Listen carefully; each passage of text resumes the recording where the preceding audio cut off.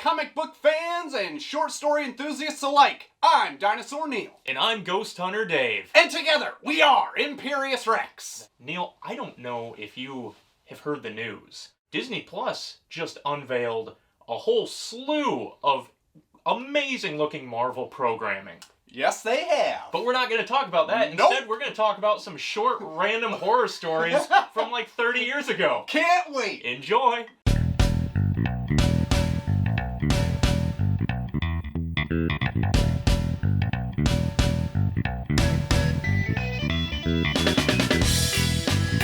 So Neil, thanks for returning. You're very welcome. I think we may have scared Troy off. Yep. I think after- his stones came back out of fear. Oh my god.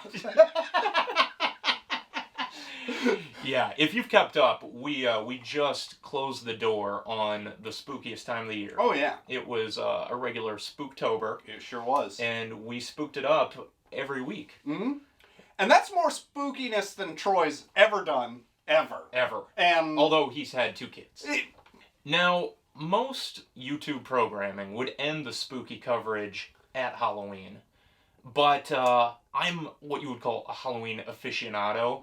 And every time October comes to a close, I die a little inside. So in an effort to prolong my own lifespan, we're just going to stretch it out a little bit further. Mm-hmm. We might actually take the spooky coverage right into November, right up to Thanksgiving, which, as we all know, is the second spookiest time of the year. It certainly is. So we are going to take a look right now at some horror adaptations from one of my all-time favorite authors. Oh.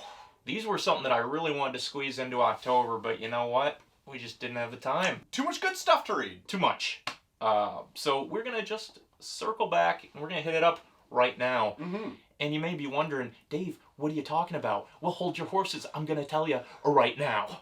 It is a couple comic book adaptations from Clive Barker, maestro of horror. Oh, yes. The future of horror. That's what Stephen King said. How long ago? Years. So we're talking about all these comic book adaptations of horror maestro Clive Barker. A lot of these came from Eclipse Books back in the late 80s, early 90s. Clive Barker was a hot property then. Oh, yeah. Hot piece of ass he was famous for.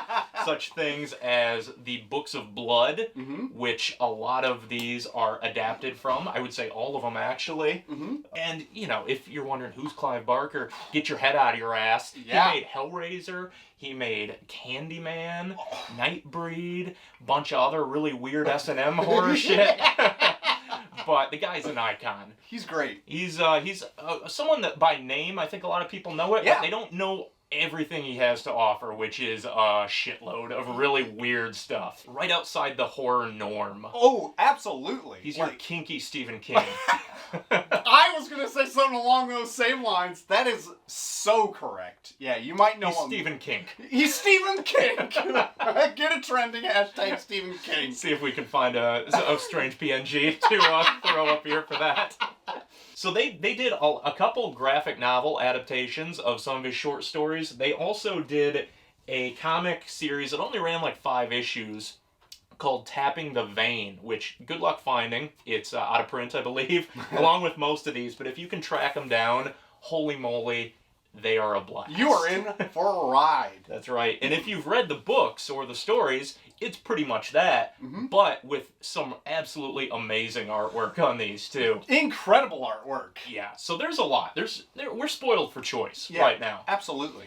So we're just going to narrow it down to a handful here. Maybe we'll revisit this again, but I'm just going to pick out a couple of my favorites that I suggested you read. Oh, boy. And we're going to start slow, but stick with us, because by the time we get to the end, you are going to be wondering, how do I get my hands on this? And why is my penis so engorged? That's right. You'll find out. It's because of the weird statue. Yeah, exactly. First up, this is one that was in the Tapping the Vein collection. I think one of the most unique and original horror fantasy short stories that I've ever read. And this is called In the Hills, the Cities. And it follows this couple, these 2 men that are going out for a nice country drive out in the country. And they stumble on these 2 ancient towns And apparently there's a contest that's been going on for years there. Yep. Where all of the city people gather together and they construct this just super... Ma'am! They make giant men out of other people. Out of their bodies. Hide your kids, hide your wife, because they're going to get turned into a human statue man that fights. That's right. Like a Power Ranger Megazord, only made up of the citizens of an entire village. Yes. And then they do battle. Yep. And you wonder how an entire city isn't just slaughtered right off the bat every year this happens. Yep. Well, it kind of does. It does, but not in the way you would think. No.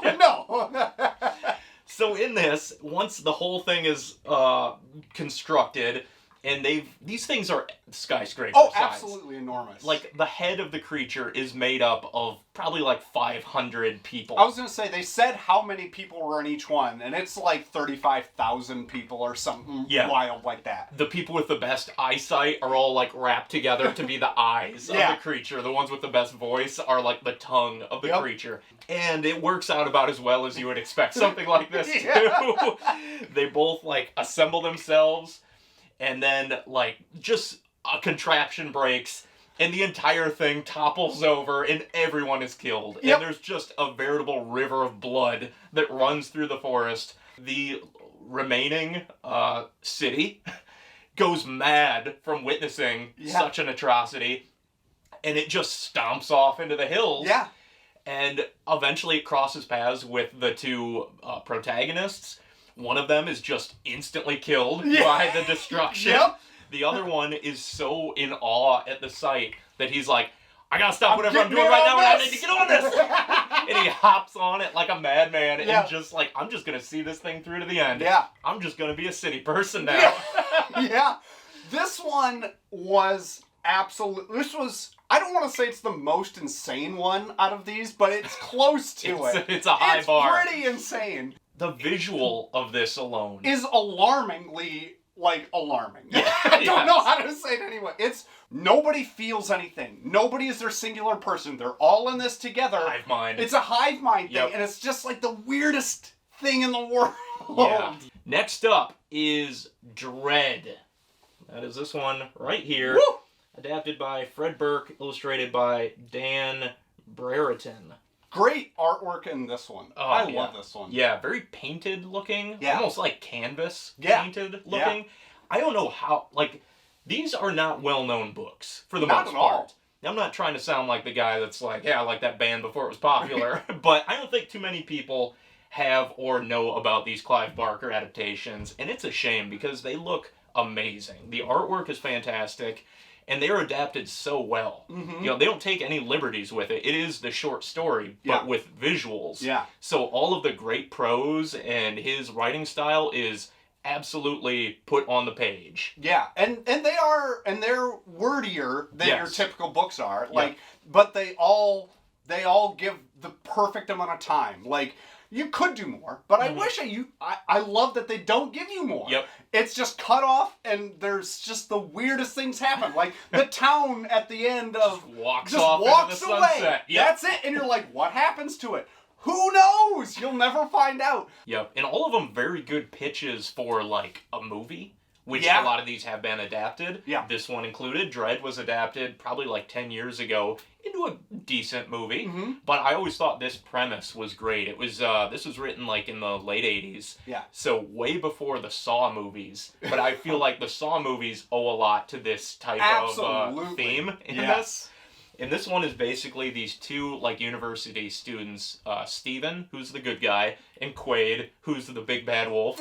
Yes. They kind of become friends. Steven is looking up to Quaid, who's his senior, and Quaid is obsessed with the concept of dread. Yeah. And it says early on, there is no delight the equal of dread.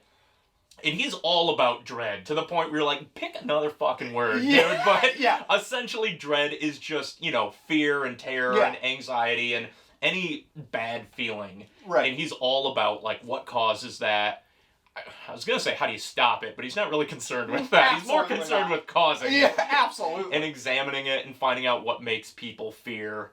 And just, as we find out, really fuck with people to open up their most awful fears and then exploit it to just kind of, like, drink it all in and try to categorize it and find out what makes people tick. He just wants to observe. Like, it's the weird... He's like a Hannibal Lecter type of guy. He is. You can see it on his face, too, in all the artwork. He's just got this, like, maniacal, like, low-brow stare at everything. Always calm, always collected kind of a thing. It's just unnerving. As it goes on, he invites Stephen over to his place to look at this experiment that he did with his girlfriend at that point. And he shows him all these Polaroids, and Quaid's girlfriend was a staunch vegetarian. Yeah. And he just wanted to basically see, like, how far he can push somebody until they break down and throw all of their morals out the window and do what they're most afraid of. So he locks his girlfriend in this room with a piece of raw meat and basically just says, like, I'm not letting you out until you eat it. And then you're seeing this played out through photos, like a big box of Polaroids. And he's just explaining how this all went on. And all this is, like, past tense.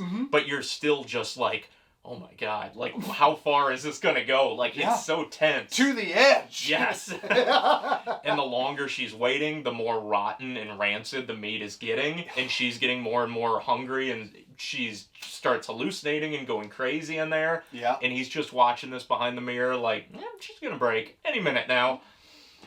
And that's just the beginning. Yes. Steven sees this, and he's like, you are a fucking fruitcake, bro. Yeah, you are weird. But it's too late. Quaid's already got him in his trap. In. Yep. So he kidnaps Steven, and Steven wakes up in, like, this pitch black, almost warehouse, chained to, like, a metal grate. Yeah. With a metal band around his head and basically industrial earmuffs. Yeah. Can't hear a thing. Yes. And he's regretting this moment where he told Quaid his own biggest fears one day when they're, like, at the pub together. And he recounts a story from childhood where he got hit by a car and went deaf for, like... Years. Yeah. But he's basically recounting how that traumatized him as a kid, just being completely cut off from the world, can't hear anything. He'd wake up in the middle of the night and it would be pitch black and he couldn't hear. And, like, he wouldn't even realize he's screaming his lungs out, and his mom would come in and try to reassure him. Right. And he'd be looking at her voiceless face, trying to make him feel better. And it's just, like, this chilling visual there of, like, oh my God, that would be horrible. And to carry that with you your entire life is, like, always in the back of your mind. I think Clive Barker, a credit to him, is he gives such good descriptions of things. Like... He attributes all of these people talking like fish in the ocean kind of thing, just flapping their jaws and stuff. Like, he gives you, like, the way he describes it makes it more unnerving for you. Where it's just like, oh, it's not somebody just trying to talk to you. He describes it as something kind of gross. And, like surreal and almost otherworldly. Like you're on a different planet. Trying to interact with people that you used to love, but now they seem alien to you almost. Just so makes it far all removed. more creepy and interesting. Yeah, so Quaid really fucks him over, puts him in this situation where he goes completely bonkers. He because loses his mind. Yeah, can't get out of it and goes crazy. It's like he almost reverts back to a child's brain. Yeah, he does. After he's done that, he's satisfied, so he lets Steven go, and he's picked up and taken to an insane asylum. Yeah. And eventually gets, there's like a riot at the insane asylum, as... there usually is, apparently. Of course. As we've been led to believe there is on a semi-regular basis.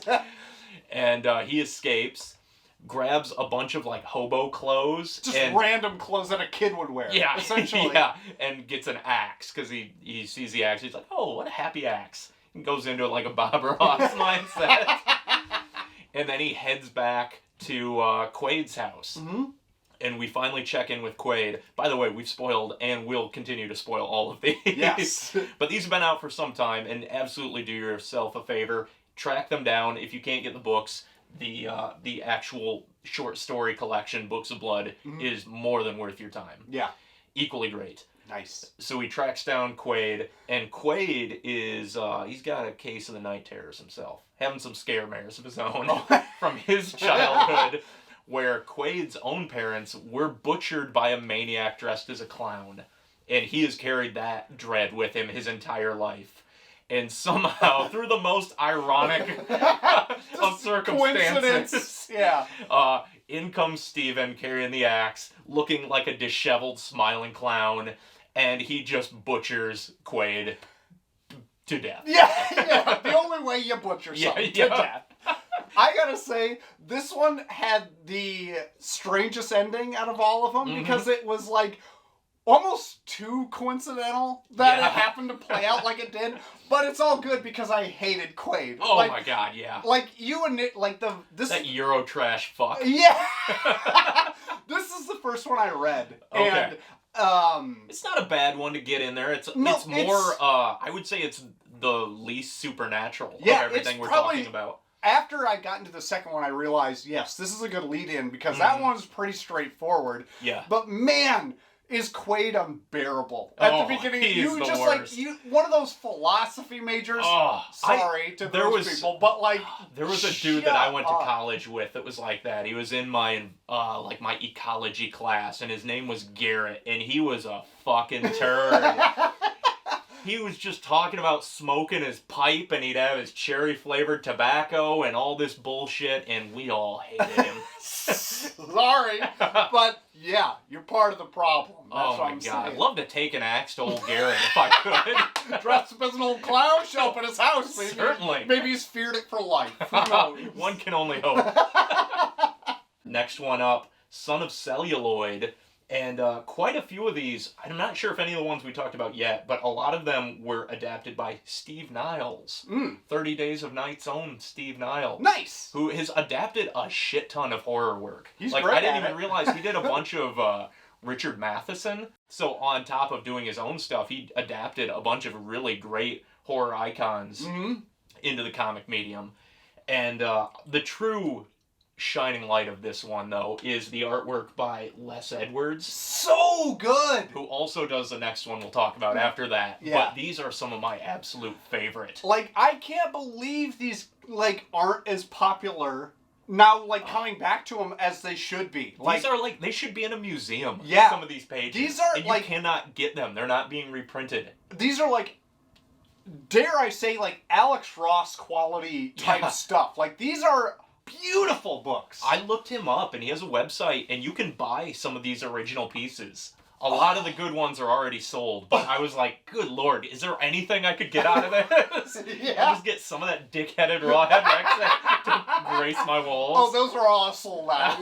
Those way went. long ago. But the next one, Son of Celluloid, this one follows a gangster, I guess, who escaped from prison. He got a bullet in his leg and a cancer in his tongue. So he's on the run from the cops, and he's not feeling great, and he finds a little hidey hole to shack up in. Yep. And it's there that the cancer just does him in. Yep. And he dies with his back alongside this old cinema house. So his cancer continues to live on, apparently. Does it ever? Because that's just the type of story this is, Yep. where now the cancer's alive. Why not? And it needs something to feed on, so it basically lives through the spirit of cinema. Yeah. It's incredible. Amazing. Yeah. Right off the bat. Amazing. Gotta love it. And then we go into, like, the feature presentation, where it follows this kind of group of, I'd say kids, but I think it says they're all, like, in their late 30s. They're certainly drawn like they're in their late 30s. Yes. Good lord. So there's a couple theater patrons and attendees there, and they encounter all sorts of mystery at the movie house. Yes. It's a veritable Scooby-Doo type of haunting. Kind of. Where silver screen sensations are coming to life before their very eyes. Yes. One gentleman, which I use the term loosely. His name's Ricky. Yeah. If that has any indication. Oh, boy. He goes into the bathroom, and he winds up in the Old West. Yep. And he turns around, and who's he looking at? Ooh, the Duke. The Duke himself, baby. That's right. And he calls him some effeminate slurs. To the point where Ricky just punches him out. He just knocks out John Wayne, punches him right in the face. I loved it. Amazing.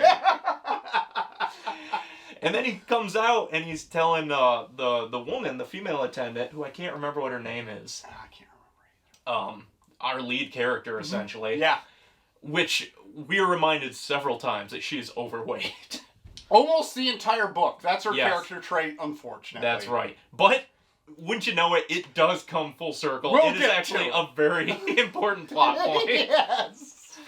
So he tells our lead character that there's some shit going down here in the cinema house. Mm-hmm.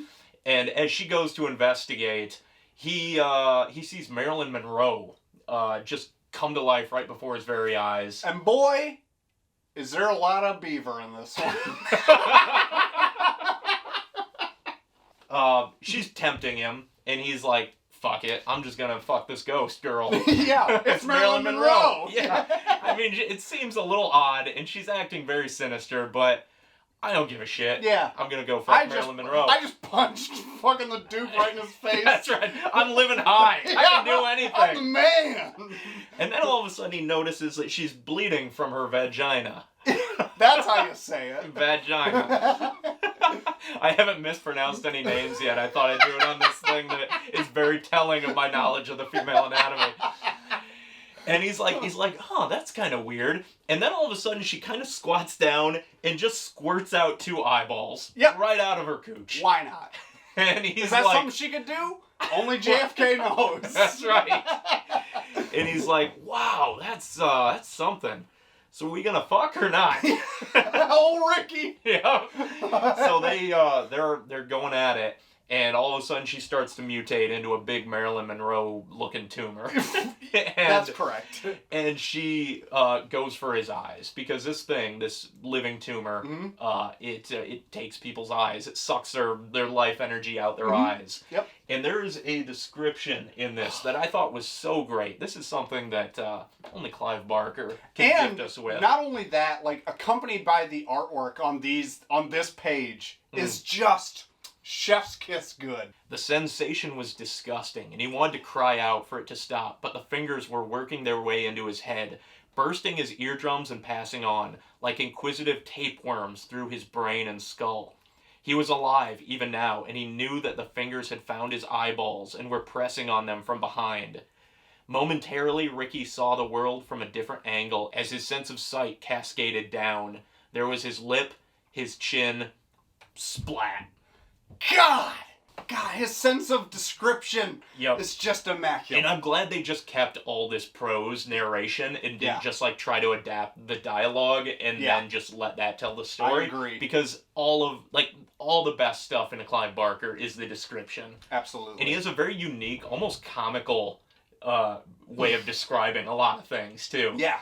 Our lead character finally comes face to face with this big old living tumor monstrosity. Yep. And as it's like crawling up her, it's kind of like The Thing. It is a lot like The Thing. And it can mutate into all these other like famous Hollywood heartthrobs. It's got like a bunch of faces coming out of it. Yeah. Well known or not anymore. Yeah, she winds up just collapsed on the decrepit, decomposing remains of the thief, the gangster.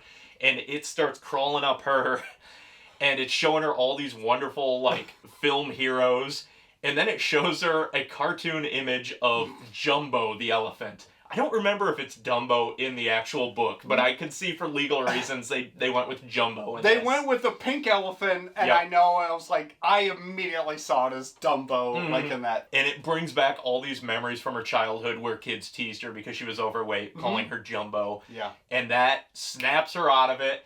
And she just fucking rolls over on this tumor and bursts it. Crushes it. Pancakes it flat. Yeah. Her girth saved the day. It sure did. They really just hammered that nail of her being overweight. So you're like, surely this is like Chekhov's gun, but for overweight girls. So when's she gonna sit on something? And sure enough, fart. Yeah, exactly. She probably farted as she landed on top. I would have. Yeah, exactly. But it comes back in the end to save the day. It saves the day. Fat bottom girls, you make the rockin' world go round. That's right. If you're thinking about that third donut, you know what? Just go right ahead. You never know when it might save your life and you have to sit on a tumor. Yeah. I can't believe they haven't tried to adapt this yet, but I could see some issues legally. But like get Warner Brothers or someone to do it. Absolutely. Someone who has the rights, and you could digitally make all of these actors now. Of course. Oh. Yeah, Star Wars is making Peter Cushing alive again. That's for right. goodness sake. But then again, this is really fucking weird. Yeah. It ends with a fat girl rolling over on a tumor. I bet you can get like any alive actor to be like, yes, please sign me up for that. Oh man. I'll get punched in the face by Ricky. Ricky. So that takes us to our last and maybe my personal favorite of our Clive Barker comic adaptation read through. It's just incredible. Rawhead Rex. With a title like that, you don't know what the fuck you're into. Yeah, and how could IMPERIUS REX not save it for last, baby? Oh my god, do we need to make some IMPERIUS Rawhead Rex merch? I don't know what it would be yet, but any option would be incredible. It'd be explicit. Yes. But it might happen. Yep. So this one is basically about a giant monster who was buried underground years and years ago, is now arisen, and he's wreaking havoc on a town, and his name is Rawhead Rex because his head looks like a big old dick. Yep. It's exactly a big old dick. That is it. Yep. It is basically, I think Clive Barker said, like, it's his story of, like, the male sex drive run amok. And as it all wraps up, the only thing that can defeat the male hard-on. Let's find out. So, Rawhead Rex is terrified of menstruation, right? That's kind of funny. Yeah, he smells it and then immediately leaves. he fucking turns heel and gets out of there. I hate that irony smell or whatever he described it. Smell. It's like, ooh, like, I can't deal with this. I'm Rawhead Rex. I didn't come back out of the ground for this shit. For this gross period blood. I'm Rawhead Rex, baby. Hide your kids, hide your wife. Oh, God. So, like, it starts with a farmer just plowing his fields. Yeah. And he just becomes fixated on this one stone that he just can't work out of the ground. Nope. And it ends up, there's like 10 pages dedicated to him this. Digging! This fucking farmer digging a hole. And he finally digs it up, and a smell hits him in the face. He's like, that's awful. And then Rawhead Rex crawls out and eats him. Just kills him. Yep. And Rex is back, baby. Oh, in a big way. Oh, boy. Boner's back. He certainly is. The design of him's great. My favorite thing is that his body is like this dark gray thing, but his head is the fleshiest colored head of a penis I've ever seen in my entire life. When I first read this short story, I read it pretty young, and I don't think I made the connection that, like, raw head is supposed to be, like, slang for a dick. It makes sense. Didn't realize it then, but they constantly, like, refer to him as looking like a full moon in various things. Yeah. They don't ever explicitly say in the story that he looks like a big cock. No. Well, the visuals, I'll let you know that just right away. Spell it out right away. He's got like a mane of pubic hair around him, and just the spindliest little body that just looks like a giant dickhead. And he just goes around terrorizing this small town, eating kids. You mentioned earlier that it's funny because there's like 5 main characters in this. Yeah. To the point where like the story starts and you're like, oh, it's about the farmer. Farmer's out of here. Nope. Then it's like, oh, maybe it's about this girl. Nope, she's on her period. She's out of here. Rex is going on to the next one. Nope. There's another family. They're eating. They're out of here. Yep. There's this asshole and his trophy wife. I guess they're our main characters. I guess so. It just kind of, it's like an all-encompassing view of this city. No one is really the main character because essentially they almost all get eaten by Rawhead Rex. They sure do. I love it that it like gives you that sense though that they are the main characters because they go into like really intricate details about these characters. There's 10 pages about this farmer digging them up, but guess what? He doesn't mean shit to anything. There's like a kid who's like, oh, he's a shy kid. He just loves reading and this and that. Bitten in half, you're dead, kid. That's right. Like, and he was reading Miracle Man, which yeah, I thought was worth noting. Yes, he was. I love that. Didn't save him though. No, getting bit. I love that the farmer, when he was killed, Rex just planted him head first in the ground. And he said, like, that's how he left his enemies. Yep. Feet up, head in the dirt. Oh. Loved it. So Rex is just walking around, swinging dick, naked, eating babies by the moonlight. Just perched on a hill, just soaking it all in. Masturbating. Does a lot of that. He's living his best life. Oh, he sure now is. that he's back. In a church, nonetheless. My goodness, what a sinner. Oh my God, that's not all he does in the church. So, we also meet a deacon and another member of the parish. And the deacon takes a look out the window because he sees this big old dick-looking thing walking around by the tombstones. Yeah, you double take for that, I think. And then he sees his colleague on his knees. I thought you might have forgotten about this, or else he would have brought it up a long time ago. That's a good. I did forget. Just receiving the blessing. And by blessing, we mean the biggest golden shower you've ever seen. He loves just getting peed on. It goes on for panels. And boy, he's just like drinking it all in he's got and everything. A mighty stream, this Rawhead Rex. Good ropey, frothy batch that he's brewed up underground there. Oh, gross. These books are amazing. Yes, they are. This other priest is like, you know what? Fuck God, this is the guy. Yeah. I'm hedging my bets on Rex. Yeah. Pee on me again, man. But this priest, he's like, this is weird. A little bit, and then runs away. He runs to the altar and is suddenly just struck down by an enormous erection as he approaches, like, the pulpit. And he's like, what's going on here? And eventually, over the course of the rest of the book, they find that there is, like, a hidden sculpture there that is the key to defeating Rex. Yes. And they seek it out with their, like, metal detector-esque boners that draws them to it. Yep. They find the sculpture, and it is that, it's like that famous... Like fertility goddess. Yeah, the obese woman. Huge titties. Swinging titties. Yeah. And I love, too, that he realizes this when he sees a crazy old naked woman walk into the church because the town is on fire. And he's like, wait a minute, I've seen those swinging tits before. Turns around, knocks over a candlestick with his big old boner. Yeah.